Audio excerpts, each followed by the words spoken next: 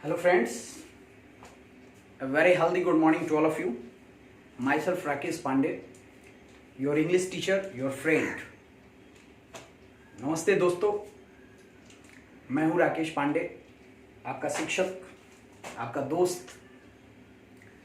स्वागत करता हूँ आप सभी का आपके इस अपने YouTube चैनल जिसका नाम है माँ वीणा इंग्लिश क्लासेस। दोस्तों, मित्रों, साथियों, विद्यार्थियों, अगर आप इस YouTube चैनल पे नए हैं तो कृपया आपके इस अपने YouTube चैनल को सब्सक्राइब कीजिए। वीडियो पसंद आए तो उसे लाइक कीजिए, कमेंट कीजिए, शेयर कीजिए और बेल नोटिफिकेशन जरूर दबाइए ताकि जब भी मैं नया वीडियो डालूं आप तक उसका नोटिफिकेशन मिल पाए।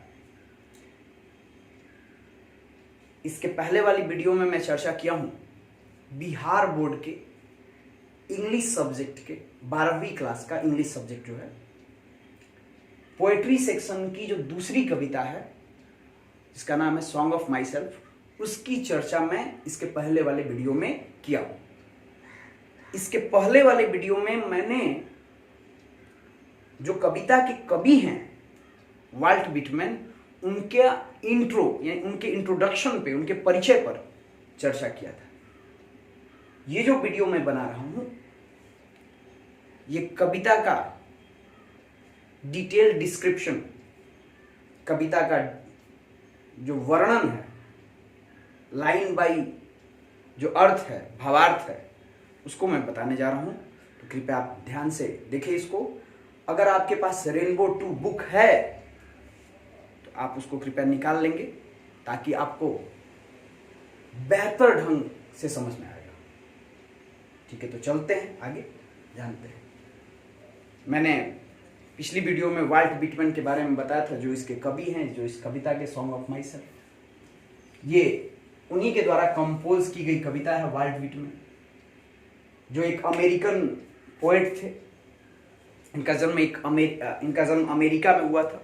मैंने पिछली वीडियो में बताया था इस चीज को। इनको पीपुल्स पोएट भी कहा जाता है, वाल्ट विटमैन को, और ये एक इंडिविजुअलिस्टिक पोएट भी हैं, व्यक्तिवादी कवि। तो ये जो कविता का रचना किए हैं सॉन्ग ऑफ माई सेल्फ, इनकी मशहूर एक किताब है, एक कृति है जिसका नाम है leaves of grass.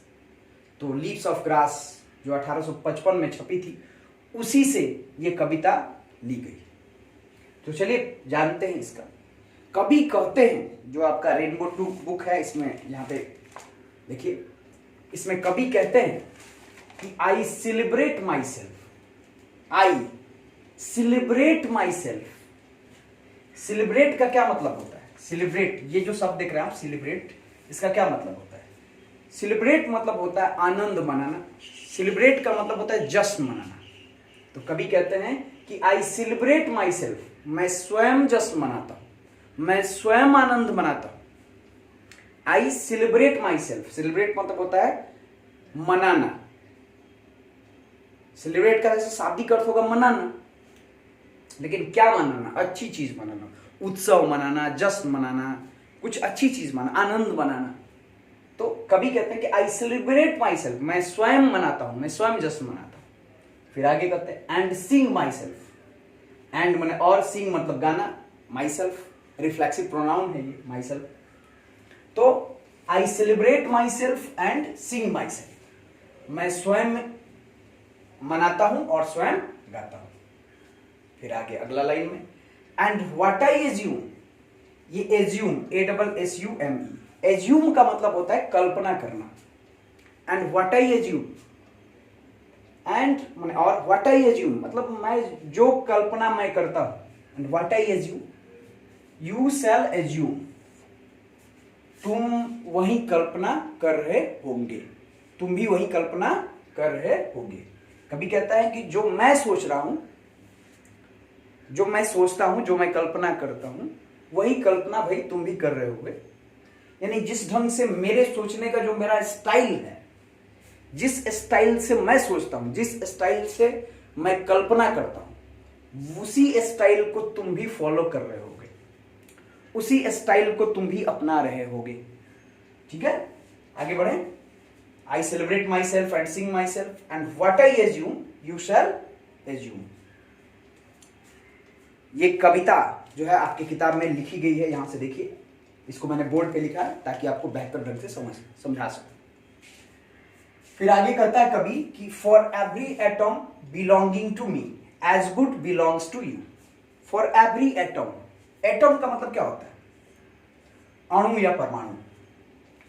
Every atom यानी प्रत्येक अणु या परमाणु, बिलोंगिंग टू मी जो मेरे को बिलोंग करता है, यानी जिस अणु या परमाणु से मैं संबंध रखता हूं, जिस अणु या परमाणु से मैं संबंध रखता हूं, जो अणु या परमाणु से मैं बिलोंग करता हूं, as good belongs to you, उसी अणु या परमाणु से तुम भी बिलोंग करते हो। यानी जिस अणु या परमाणु से, इसका भावार्थ, जिस अणु या परमाणु से मेरा शरीर बना हुआ है, उसी अणु या परमाणु से तुम्हारा भी शरीर बना हुआ है। समझ में आ रही है आप लोग को? कभी यहां पे एक रिलेशन जोड़ रहा है, कभी यहां पे एक संबंध जोड़ रहा है, कभी अप्रत्यक्ष रूप से यह बताने की कोशिश कर रहा है कि हम सभी एक ही माता पिता की संतान हैं, हम सभी ऑलमाइटी सर्वशक्तिमान गॉड की संतान, हम सभी ईश्वर की संतान हैं, सभी हम एक ही अणु या परमाणु को कंटेन कर रहे हैं। तो इस प्रकार से for every atom belongings to me as good belongs to you, जिस अणु या परमाणु से मेरा शरीर बना हुआ है, उसी अणु या परमाणु से तुम्हारा भी शरीर बना हुआ है। कभी यहां पे इनडायरेक्टली एक रिलेशन स्थापित करता है, एक संबंध को जोड़ने का काम कर रहा है। ठीक है, आगे बढ़े। I loaf and invite my soul. अब ये जो शब्द है जिसके नीचे मैंने पहले से ही अंडरलाइन करके रखा हुआ है, आई लोफ, ये वाला लोफ है, LOAF। लोफ का मतलब होता है घूमना। लोफ का क्या मतलब होता है? घूमना। और कैसे घूमना भाई? तो बिना मतलब के घूमना, आवारा जैसे घूमना। इसी में ER जुड़ गया, ER हो गया लोफर, यानी आवारा, यही शब्द है। ठीक है, लोफर में हो जाता है आवारा। ये यहां पे जो कविता में LOAFE आया है, ये ओल्ड इंग्लिश का शब्द है। जो इसका आधुनिक वर्जन है वो ये है, LOAF। लोफ का मतलब होता है ये लोफ, आवारा जैसा घूमना, और लोफर आवारा, बिजी विदाउट वर्क, बिना काम का जो घूमता है। देखिए, देश में कोरोना वायरस का, पूरे ब्रह्मांड में पूरी दुनिया कोरोना वायरस से, कोविड-19 से त्रस्त है। सरकार बार बार मना कर रही है कि आप प्लीज अपने घरों में रहिए, लेकिन कुछ जो है यही ये मानते नहीं हैं, घूमते हैं। वही वो शब्द है। तो आगे बढ़ते हैं, चलिए। I loaf and invite my soul. मैं क्या करता हूं? लोफ करता हूं, मतलब मैं आवारा जैसा घूमता हूं। एंड इनवाइट, इनवाइट का मतलब होता है निमंत्रण देना, आमंत्रण देना, आमंत्रित करना।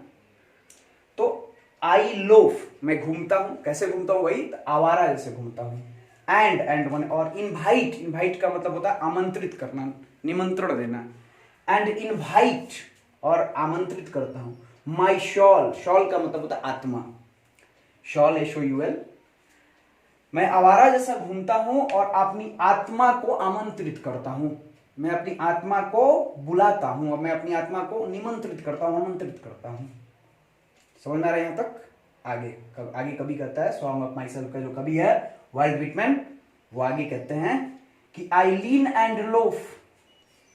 लीन का क्या मतलब होता है? LEAN, लीन। देख रहे हैं आप लोग बोर्ड पे? मैं हट जा रहा हूं थोड़ा सा। Lean, LEAN, I lean and loaf. Lean का क्या मतलब होता है? लीन का मतलब होता है आपका रेस्ट करना, विश्राम करना, आराम करना। लीन देख रहे हैं यहां पे, जो मैं अंडरलाइन नहीं किया हूं, आई लीन यानी मैं रेस्ट करता हूं, मैं विश्राम करता हूं, मैं आराम करता हूं। आई लीन एंड लोफ, आई लीन, लीन का मतलब होता है आराम करना, रेस्ट करना, एंड लोफ, मैं आराम करता हूं और लोफ भी करता हूं, लोफ मतलब आवारा जैसा घूमता हूं। एट माई ईज, ईज का मतलब होता है सुख के साथ, बहुत ही सुख के साथ। आवाज डिस्टर्ब कर रहा है। I lean and loaf at my ease, मैं क्या करता हूं भाई, तो रेस्ट करता हूं, मैं रेस्ट करता हूं, लीन करता हूं, रेस्ट करता हूं। And loaf at my ease, ease का मतलब होता है सुख से, तो मैं रेस्ट करता हूं, आवारा जैसा घूमता हूं और बड़े सुख के साथ। Observing a spear of summer grass, observing, observe का मतलब होता है अवलोकन करना, देखना, निहारना, टकटकी लगाना। स्टेयर, आप लोग एक शब्द सुने होंगे इंग्लिश में, स्टेयर, STARE, स्टेयर का मतलब होता है एकदम देखना, STARE, स्टेयर मतलब देखना, निहारना, टकटकी लगाना। तो ऑब्जर्व, ऑब्जर्विंग, निहारते हुए, ए स्पीयर ऑफ समर ग्रास, अब ये नया शब्द एक आ रहा है, स्पीयर, SPER। स्पीयर का मतलब होता है शीर्ष बिंदु, नुकीला बिंदु। स्पीयर, आप लोग वो देखे हैं भाला, बर्छी जो ऐसे होता है इस ढंग से, स्पीयर, एरो, जो यही है स्पीयर, ये जो सबसे इसका शीर्ष बिंदु है, नुकीला, ये यही है स्पीयर। स्पीयर का मतलब होता है शीर्ष बिंदु, उच्च बिंदु। ये जैसे त्रिभुज हमने बनाया, ट्रायंगल, ऐसे मैथ में, तो ये जो है इसका, ये शीर्ष बिंदु है, ठीक है, उसी को स्पीयर कहते हैं। तो ए स्पीयर ऑफ समर ग्रास, मैं जो समर ग्रास है, जो गर्मी की घास है, उसके स्पीयर, उसके शीर्ष बिंदु को मैं क्या करता हूं, ऑब्जर्व करता हूं, देखता हूं, निहारता हूं, अवलोकन करता हूं। तो इस प्रकार कभी कहता है कि I lean and loaf at my ease, मैं लीन करता हूं, रेस्ट करता हूं, आराम करता हूं और आवारा जैसा घूमता हूं, एट माई ईज, अपने सुख के साथ।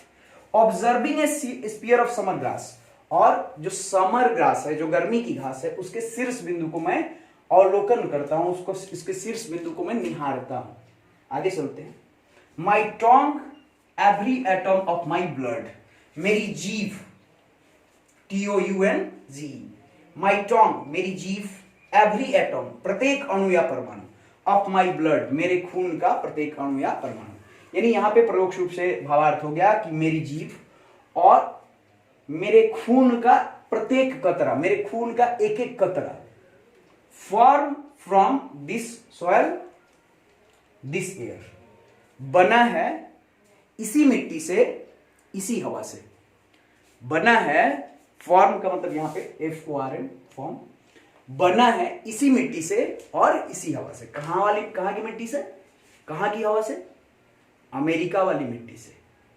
यानी कभी कहता है कि मेरी जो जीव है, मेरा खून का एक एक कतरा है, मेरे खून, शरीर का जो खून का कतरा है एक एक, वो अमेरिका वाली मिट्टी से बना हुआ है, अमेरिका वाली हवा से बना हुआ है, ठीक है। तो इस प्रकार लेखक जो कवि है वो अपने देश से देखिए कितना प्यार करता है। फिर आगे आपकी किताब में मैं लिख नहीं पाया हूं पूरा, तो आगे चलते हैं। आगे कवि कहता है, born here of parents, born here of parents, मैंने यहीं के माता पिता से जन्म लिया है। Born here from parents the same, और उनके माता पिता भी यहीं के हैं, और उनके माता पिता भी यहीं के हैं। And their parents the same, कभी यहां पे भी एक रिलेशन जोड़ दिया, कह रहा है यहां पे आप किताब में कि born here of parents, born, मैंने यहीं के माता पिता से जन्म लिया, यानी मेरे माता पिता कहां के हैं, तो यहीं के। किताब देखिएगा, यहां से तो आपको बोर्ड पे यहां तक मैंने लिखा हुआ था, बाकी आपके किताब में है, तो प्लीज अपना किताब निकाल लीजिए, और अभी आपका किताब का बहुत ज्यादा जरूरत पड़ रहा है आपको।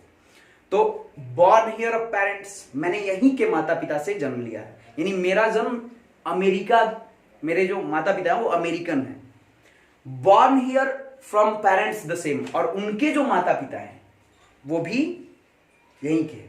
And their parents the same, और उनके जो माता पिता है वो भी यहीं के। यानी कभी 3 पुस्त 4 पुस्त लेके आ गएगा, करे कि मेरे माता पिता यहीं के, उनके माता पिता भी यहीं के, और उनके माता पिता भी यहीं के। समझ में आ रही बात आप लोग को। यानी फिर आगे कभी कह रहा है कि आई नाउ 37 ईयर्स ओल्ड, अब मैं 37 वर्ष का हूं।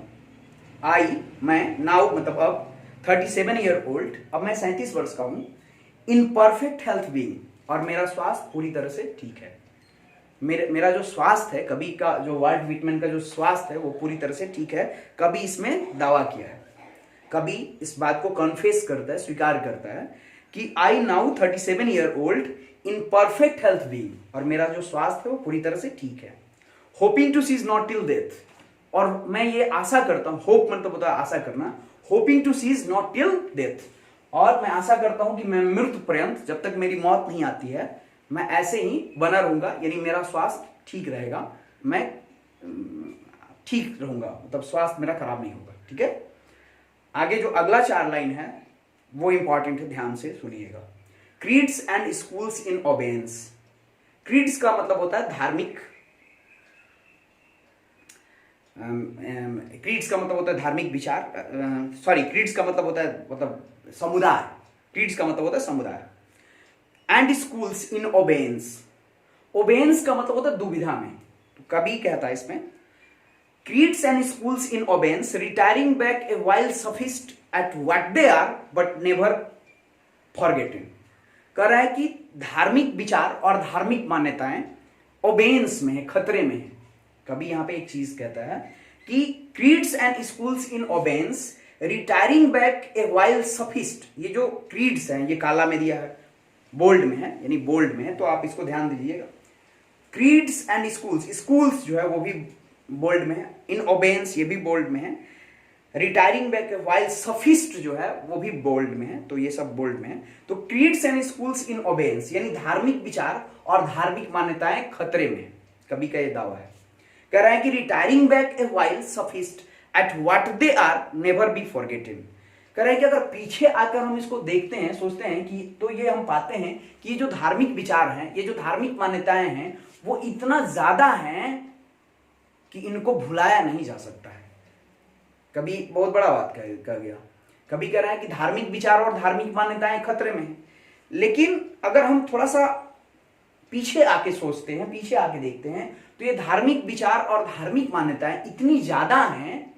कभी अपने धर्म के बारे में बात करता है, जो क्रिश्चियन धर्म है शायद उसके बारे में बात करता है, कि ये जो धार्मिक विचार है, जो धार्मिक मान्यताएं हैं, वो बहुत ज्यादा है, वो इतनी ज्यादा है कि उनको भुलाया नहीं जा सकता है। ठीक है, फिर आगे कहता है आई हार्बर फॉर गुड और बैड। हार्बर काला में दिया, बोल्ड में दिया। हार्बर का मतलब होता है विश्वास करना, हार्बर का मतलब होता है विश्वास करना। आई हार्बर फॉर गुड और बैड, मैं अच्छे और बुरे दोनों में यकीन करता हूं, दोनों में विश्वास करता हूं, अच्छाई में भी विश्वास करता हूं, बुराई में भी विश्वास करता हूं। आई हार्बर फॉर गुड और बैड, कह रहा है कि मैं अच्छे चीज में भी विश्वास करता हूं और बैड या बुरे चीज में भी मैं विश्वास करता हूं। आई हार्बर फॉर गुड और बैड, या मैं अच्छे या बुरे के लिए विश्वास करता हूं, या मैं विश्वास करता हूं। ठीक है, I permit to speak at every hazard. कभी कहता है कि आई परमिट, मुझ में हिम्मत है, मुझ में साहस है, to speak at every hazard, और मैं, हजार्ड का मतलब होता है खतरा, कह रहा है कि हर खतरे के साथ मैं इसको बोल सकता हूं, मेरे में ये साहस है। Nature without check with original energy, पूरा लाइन को ध्यान से समझिएगा।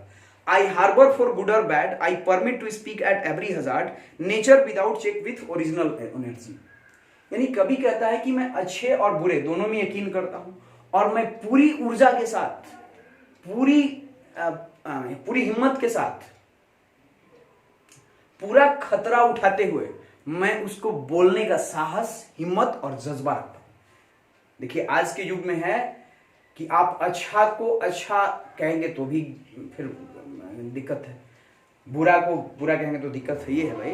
तो कभी यहाँ पे एक चीज कहता है कि मैं अच्छे चीज में भी यकीन करता हूं, बुरे चीज में भी यकीन करता हूं, और अच्छाई को भी पूरी ताकत के साथ बोलने का हिम्मत, जज्बा और जुनून रखता हूं। बुराई का भी मैं पूरी हिम्मत, ताकत और जज्बे के साथ विरोध करने का साहस रखता हूं।